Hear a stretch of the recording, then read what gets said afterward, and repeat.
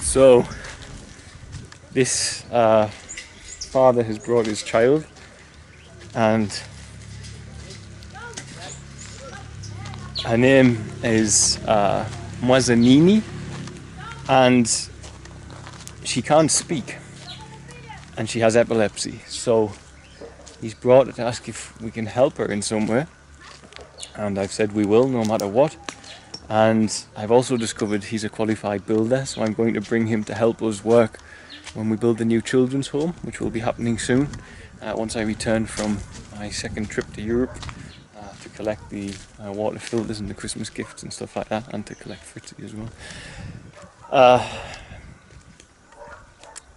She was functioning, but she's had so many epileptic seizures that now she can't speak, so she just brings you stuff, like if she's hungry she'll bring you a plate and stuff like that. So they don't have anything, no. I mean, you can see the father's very, very skinny, but thankfully I could see immediately that he loved her a great deal.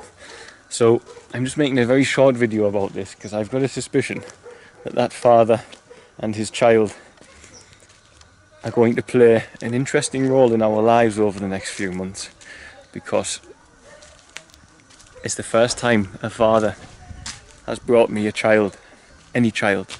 A father has never brought me a child, only a mother. So, and he brought me a disabled child, so let's see. Oh, and here's an interesting story to end this video. Karibuni.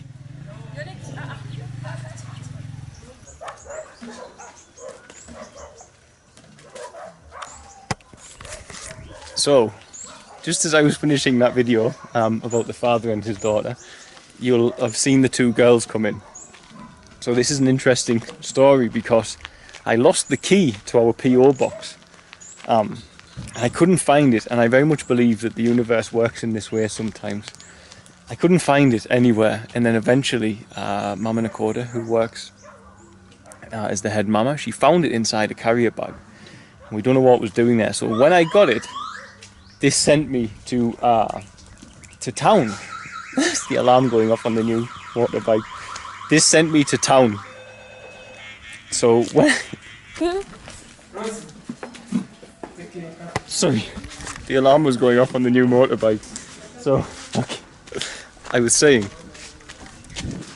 we lost the key. So when we found the key, I went to the PO box. When I got to the PO box, the two girls you saw walking in were on the street near the box where we go for the post, where I go for the post.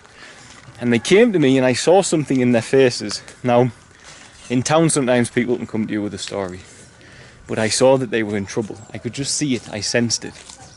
And as they say here, you don't meet people by accident. So the staff all said they must have been praying hard, that's why they met you. So an amazing little thing, and this is how I believe, like I say, it works. I believe that we found those keys when we were supposed to find them, so as those girls could find me when they were supposed to find me. So let's see what goes on with them both anyway today. Tom's talking to them because they don't speak English, so it's not much use me being there. I can't have an in-depth conversation. And the old elderly lady you saw Tom holding the hand of is a lady who was going without food, and she joined our feeding program. Gladness, Karibu. Oh, I've got another guest. So she joined our feeding program, and now she has a granddaughter who is not going to school and will be labouring. So she has come to ask us for some help. And I know this family, they couldn't even feed, the grandmother couldn't even feed herself. And the reason being there's problems with alcohol and people disappearing in the family and stuff like this. So yeah, they're here to solve their problems. And as you've just heard me greet, this lady here is Gladness.